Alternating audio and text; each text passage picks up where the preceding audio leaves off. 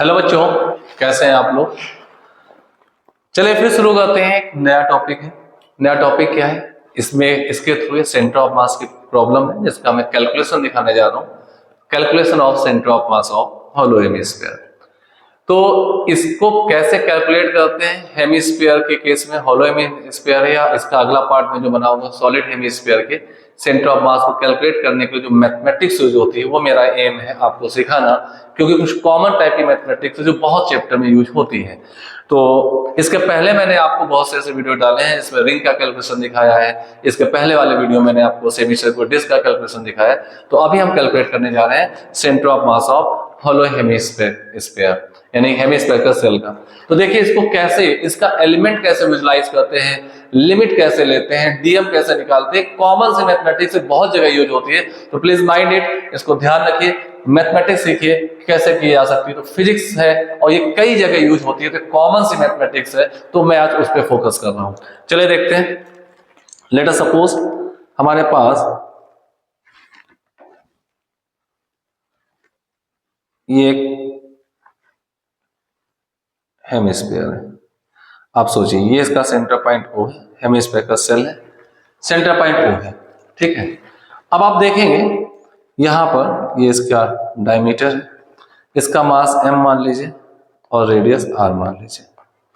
तो आप देखिए पूरा मास क्योंकि होलो है तो सरफेस पे होगा। इसका सरफेस एरिया कितना होगा, सरफेस एरिया होगा इसका 2 पाई r स्क्वायर। इतने एरिया पे मास m फैला हुआ है, तो यूनिट एरिया में कितना मास होगा, बिकॉज ये हॉलो हेमिस्फीयर है तो सिर्फ सरफेस एरिया पे ही मास फैला होगा, तो यूनिट एरिया पे मास होगा m अपॉन 2 पाई r स्क्वायर, ठीक है। इसी को बोलेंगे surface mass density.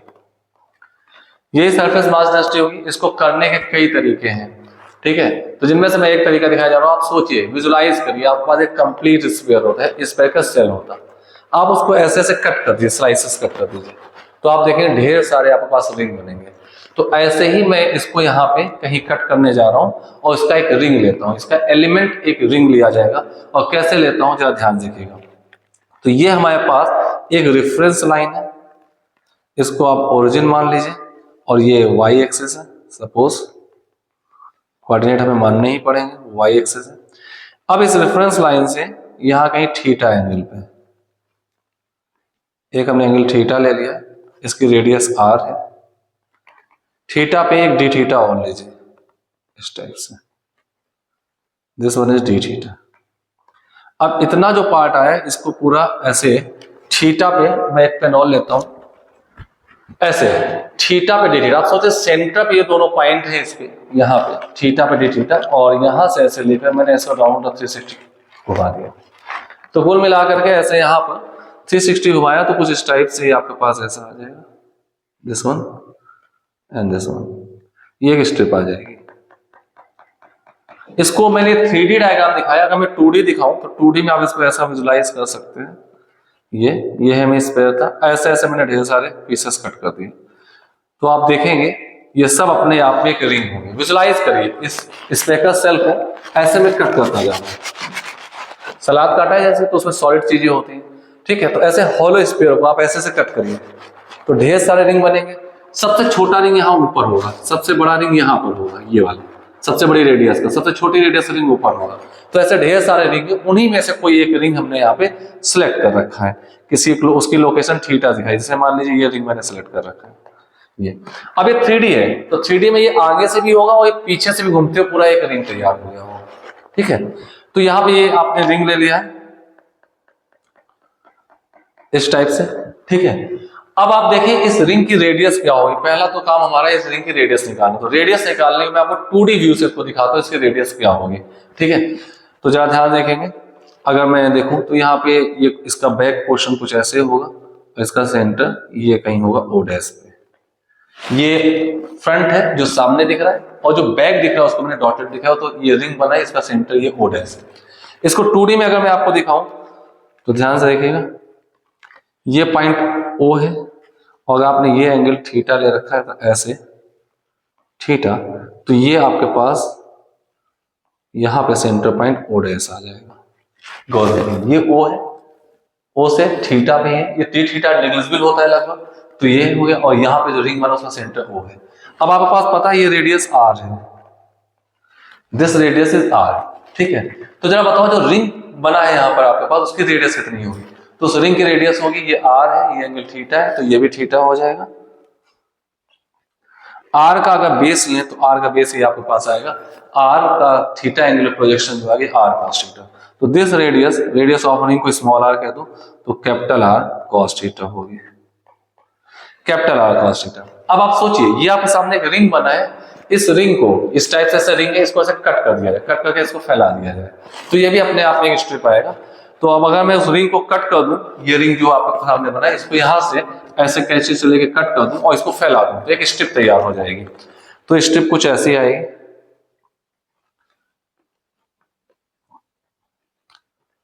Are is the, मैंने स्मॉल आर को लिख दिया रेडियस ऑफ रिंग जो बना है, radius of elementary ring, radius of elementary ring है स्मॉल आर, ठीक है। तो आप देखेंगे अब वो आर रेडियस का रिंग है तो उसको कट करके जब फैलाएंगे तो उसकी टोटल लेंथ उसके सर्कमफेरेंस के बराबर आएगी जो कि 2 पाई आर होगी। This one is 2 pi r. अब बात करते हैं ये थिकनेस क्या होगी, दिस वन, ये थिकनेस, ये इतना पार्ट, ये कितना होगा?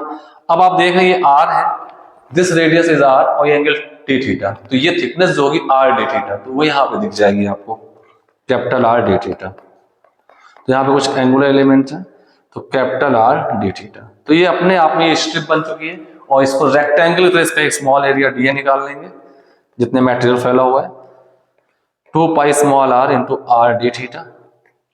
फिर स्मॉल आर की वैल्यू रखते हैं कैपिटल आर कॉस थीटा, तो आप पास आ जाएगा 2 pi capital R cos theta और ये कैपिटल आर है तो capital R square cos theta d theta. ये आप पास डी आ चुका है, बहुत इंपॉर्टेंट है समझना कि कैसे डी निकाला जाता है। अब डी आ चुका है तो आपका डीएम जो आएगा, आपने यूनिट एरिया पे मास इतना फैला है तो डी एरिया में जो मास होगा उसी को डीएम कहा जाएगा। तो डीएम आपके पास आएगा m upon 2 pi R square, m upon 2 pi R square into dA. DA कितना है आपके पास 2 pi R square cos theta d theta. तो 2 पाई आर इसका पूरा कैंसिल हो गया तो डीएम आपके पास आ जाएगा m cos theta into d theta. ये आपके पास डीएम आ चुका है। अब आपके पास डीएम आ चुका है तो आप गौर देखें इस रिंग में भी ये मैंने एक्स एक्सिस ले रखा है, लिखा नहीं मैंने, सॉरी स्क्वायर में एक्स है ये वाई है, तो आपका ओरिजिन ये है, आपको कहीं ना कहीं ओरिजिन डिफाइन करना होता है। तो आपने इस पूरे हेमिस्फेरिकल सेल का एक एलिमेंट्री पार्ट एक रिंग लिया है, तो रिंग के सेंटर ऑफ मास के कोऑर्डिनेट क्या होंगे वो देखने हैं। तो जरा बताएं रिंग के सेंटर ऑफ मास के कोऑर्डिनेट क्या होंगे? तो अगर ओरिजिन ये है तो रिंग का सेंटर ऑफ मास एक्स पे तो आना ही नहीं है, जितने यहाँ भी रिंग कट करोगे जितने भी सबका सेंटर इसी पर है, तो कंप्लीट हेमिस्फेरिकल सेल का भी सेंटर ऑफ मास इसी लाइन पर होगा, वाई एक्सिस पर ही होगा, एक्स का कोई कोऑर्डिनेट किसी भी एलिमेंट का नहीं है। तो सारे एलिमेंट जो सबका centre of mass y axis पर है, तो कंप्लीट हेमिस्फेरिकल सेल का भी centre of mass y axis पर ही आने वाला है। तो अब इसका जो पर्टिकुलर मैंने एलिमेंट्री रिंग ले रखा है उसका सेंटर ये है, तो इसका सेंटर ऑफ मास का कोऑर्डिनेट चेक करने हैं, तो वो वाई एक्सिस में आएगा, एक्स तो होगा ही नहीं। तो ये आपके पास आर है तो ये आर कॉस थीटा थी, तो ये साइड जो आएगी आर साइन थीटा हो जाएगी। This one is r sine theta, ये आर साइन थीटा आ गई, ठीक है। तो इसके एक्स कॉमा वाई जो सेंटर ऑफ मास के कोऑर्डिनेट आएंगे एलिमेंट में, जो एलिमेंट्री रिंग है उसके सेंटर ऑफ मास के coordinate x comma y use होंगे, वो हो जाएंगे एक्स कोऑर्डिनेट 0 है, y coordinate r sine theta, r sine theta. अब आपको पता है एक्स कोऑर्डिनेट है नहीं तो सिर्फ वाई कोऑर्डिनेट निकालना है सेंटर ऑफ मास को, तो डीएम वाई सीएम हम निकालेंगे, वाई सीएम कैसे कैलकुलेट करेंगे? फॉर्मूला आप वही पुराना वाला, integration y dm upon integration dm starting from limit. अब बात करते हैं लिमिट कैसे आएगी, जरा ध्यान से देखिएगा। आप यहां रेफरेंस ले रहे हैं तो यहां पे अगर आपने एक लिया है इस टाइप से, मैं फिर से दिखाता हूं, बेस होता है तो सबसे नीचे आप चेक करते हैं, हॉरिजॉन्टल होता है, ये ऐसे पूरा राउंड लेते हो तो चारों तरफ से एक रिंग कवर्ड हो जाता है इस टाइप से, फिर उसको थोड़ा ऊपर उठाया फिर ऐसे लिया रिंग कवर हो गया, थोड़ा और ऊपर उठाया तो ऐसे कवर हो गया, सबसे टॉप में जाकर के सारा लेफ्ट राइट राउंड 360 पूरा कवर होता है। ये आपकी लाइन जो थीटा वाली लाइन है, अगर 0 से लेकर के बेस हॉरिजॉन्टल 0 से लेकर 90 तक घूम जाए, तो दोनों साइड चारों साइड कवर कर रही है, तो 0 से 90 ले तो कंप्लीट रिंग सारे कवर हो जाएंगे। तो यहाँ एंगुलर एलिमेंट आया, तो स्टार्टिंग होगी आपके थीटा इक्वल टू 0 से लेकर के थीटा इक्वल टू 0 डिग्री। 0 से पहला एलिमेंट हो जाएगा सबसे बड़ा वाला, और 90 तक अगर आप पहुंच जाए तो आपके सारे एलिमेंट कवर हो जाते हैं 0 से 90 डिग्री तक। 0 से 90 डिग्री तक कवर हो जाएगा। तो चलिए 0 से 90 डिग्री लिमिट लगाएंगे इसमें। तो अभी हम आगे बढ़ते हैं, लिमिट अगले स्टेप पे लगा देंगे। तो वाई डीएम, वाई हमारे पास कितना है, आर साइन थीटा, तो integration r sine theta into dm, dm हमारे पास कितना है, capital M cos theta, capital M cos theta into d theta upon integration dm capital M cos theta d theta. Capital M constant है, integration के अंदर भी cut किया जा सकता है या बाहर निकाले कट कर दें। अब क्योंकि डी थीटा है रिफ्लेक्ट हो चुका, तो लिमिट में लगाऊंगा 0 से लेकर के 9 पाई/2 और 0 से लेकर के पाई/2। अगर ये कंप्लीट स्फेरिकल शेल होता तो 0 से लेकर के आप इसको -पाई/2 से लेकर +पाई/2 करते, तो भी नीचे वाला पार्ट -पाई/2 से रेफरेंस निचे पूरे हेमिस्फेरिकल शेल और +पाई/2 अपर वाला पार्ट, तो कंप्लीट का भी आंसर आ जाता। ठीक है, तो यहां पे हमने इसको कट कर दिया, m कैंसिल हो गया, तो आपके पास ऊपर क्या बचेगा, ऊपर आपके पास आ गया r बाहर आ जाएगा, इंटीग्रेशन में sign theta cos theta into d theta 0 से पाई/2 अपॉन इंटीग्रेशन 0 से पाई/2 कॉस थीटा डी थीटा। थोड़ा ये आपके पास है, इसको मैथमेटिकली हम क्या सेट कर लेते हैं, 2 का मल्टीप्लाई ऊपर 2 का नीचे करते, तो 2 साइन थीटा कॉस थीटा मिला के साइन 2 थीटा हो जाएगा। तो अगले स्टेप में यहां लिख रहा हूं 2 sine theta cos theta equal to sine 2 theta होता है, ये आपको पता होना चाहिए, फॉर्मूला है ट्रिग्नोमेट्री का। 2 का मल्टीप्लाई मैं नीचे कर दूं, 2 का मैं ऊपर मल्टीप्लाई कर दूं, तो देखिए क्या आ जाएगा हमारे पास, 2 का नीचे मैंने मल्टीप्लाई कर दिया और 2 का ऊपर मल्टीप्लाई कर दिया, ये देखिए दिख रहा है 2 का ऊपर 2 का नीचे, और ये साइन 2 थीटा बन गया। तो आप पास आ जाएगा r/2 integration sine 2 theta d theta upon integration cos theta d theta 0 से पाई/2, लिमिट लगी हुई है। ठीक है, तो चलिए स्टार्ट करते हैं आगे। YCM हमारे पास जो आएगा r/2, अब साइन का इंटीग्रेशन, साइन का डिफरेंशिएशन कॉस होता है, तो कॉस का और कॉस का डिफरेंशिएशन माइनस साइन होता है। साइन का आप देख पा रहे हैं, साइन का इंटीग्रेशन है, तो माइनस का कॉस 2 थीटा अपॉन 2 आएगा, क्योंकि 2 थीटा का डिफरेंशिएट करके डिवाइड भी किया जाएगा। लिमिट कहां से कहां तक जाएगी, 0 से पाई/2 होल अपॉन कॉस का इंटीग्रेशन माइनस साइन आ जाएगा, सॉरी साइन का डिफरेंशिएशन होगा कॉस, कॉस का इंटीग्रेशन हो जाएगा साइन, साइन थीटा 0 से पाई/2।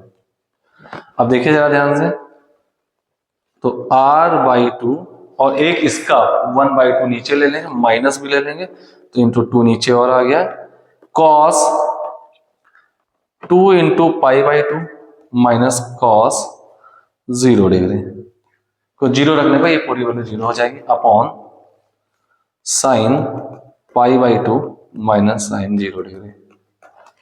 अब गौर देखें तो ये आपके पास आएगा माइनस का r/4, ये 2 कैंसिल हो गया, तो cos पाई -1 cos 0 1, तो टोटल -2 हो जाएगा ऊपर, तो यहां ऊपर आ जाएगा hence -2 upon sine 91 minus sine 0 तो 1, माइनस से माइनस कैंसिल आउट, r/2 आपका रिजल्ट है। तो ये आपके सामने आ गया YCM r/2 and this is your result. बहुत इंपॉर्टेंट रिजल्ट है, तो इसका मतलब आपको ये पता चल गया कहीं भी हेमिस्फेरिकल शेल है, तो अगर उसकी रेडियस r है व्हाटसोएवर द मास, बट जो भी हो डिस्ट्रीब्यूशन यूनिफॉर्म होना चाहिए, रेडियस इज r, तो आप देख पा रहे हैं इसका YCM यहां पर आएगा, ये सेंटर ऑफ मास है and this distance is r/2, और ये मैं अपने पहले रिजल्ट में बता भी चुका हूं कैसे निकालना है। तो ये हमने एक बहुत अच्छी स्टेप सीखी कि कैसे हम हेमिस्फेरिकल शेल का सेंटर ऑफ मास कैलकुलेट करते हैं मेन मोटो मेरा था आपको इस टाइप की मैथमेटिक्स दिखाना, आपको एंगल दिखाना, कैसे डीए निकालें, कैसे डीएम निकालें। ये जो पार्ट मैंने दिखाए हैं ये अपने आप में बहुत इंपॉर्टेंस रखते हैं। डीएम निकल जाने के बाद बहुत आसान हो, डीएम और ये कोऑर्डिनेट निकलने के बाद सीधे फॉर्मूले में रखिए integration y dm upon integration dm, और लिमिट कैसे ऑप्ट करते हैं वो तरीका मैंने आपको दिखाया। 90 मतलब π/2 डिग्री, π/2 रेडियन, ठीक है। तो बहुत अच्छी चीज है, कीप ऑन लर्निंग, अपने साथियों के साथ भी शेयर करें। और ये पीक टाइम आ चुका है, अपना टाइम वेस्ट मत करें, अपनी मैक्सिमम स्ट्रेटजी बनाएं, एफिशिएंट दें टाइम को, और हर एक चीजों से टाइम चुराएं और अपनी पढ़ाई में लगाएं, क्योंकि ये बहुत पीक टाइम है। और यही मेहनत अच्छे तरीके से अपने सारे टॉपिक को रिवाइज कर लेते हैं तो आपको अपकमिंग जो एग्जाम है उसमें बहुत अच्छे मुकाम तक ले जा सकती है। तो बेस्ट विशेष, अच्छे से तैयारी करिए, हर एक मुश्किलों से लड़िए, टाइम को निकालिए और अपनी पढ़ाई में दीजिए, क्योंकि ये आपके कैरियर की बात है। Keep on learning, keep on watching, wait करिए मेरे अगले वीडियो का, फिर और कुछ कैलकुलेशन या कुछ अच्छे प्रॉब्लम के साथ आपसे मिलता हूं। Thank you.